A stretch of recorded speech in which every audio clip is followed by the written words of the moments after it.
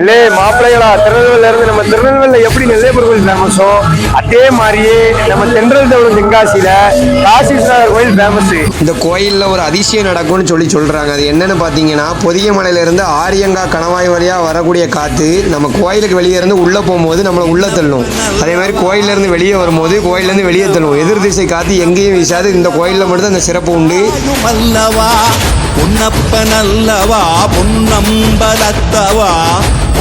நீங்க வந்திருக்கோம். ஆனா இந்த கோயிலுக்கு வந்து எங்களுக்கு என்ன தெரியுமா வருத்தம், என்ன சொல்லுவாங்கன்னா 2 வருஷமா இருக்கான். போனை வந்து வைக்கிறதுக்கு 5 ரூபா கேட்காங்க. நானும் வீட்லயும் வந்திருந்தோம். 2 போனை வைக்கிறதுக்கு 10 ரூபாயாம். எல்லா மக்களுமே ரொம்ப வேதனையில சொல்லுவாங்க. இது 2 வருஷமா நடக்குன்னு சொல்லி சொல்லுவாங்க. கோயில் பக்கத்திலேயே மொபைலை வைக்கிறதுக்கு ஒரு போனுக்கு 5 ரூபான்னு சொல்லுவாங்க. இல்லை எந்த விஷயத்துல நியாயம்? போனை கொண்டு போக கூட இலவசமா பாதுகாக்கணும்னு சொன்னா கூட ஓகேன்னு சொல்லலாம். கோயிலுக்குள்ளே போகும்போதே நம்மளோட ஃபோனை ஃபுல்லாக வாங்கிடுவாங்க. அதுக்கு ஒரு டோக்கனும் போட்டுட்டு இந்த கையில் கொடுத்துருவாங்க. இந்த வீடியோவில் பாருங்கள், இதான் அந்த இடம். நம்ம இன்னைக்கு சண்டே ட்ரிப்பில் அடுத்து என்ன கோயிலுக்கு போனோங்கிறத அடுத்த வீடியோவில் பாருங்கள்.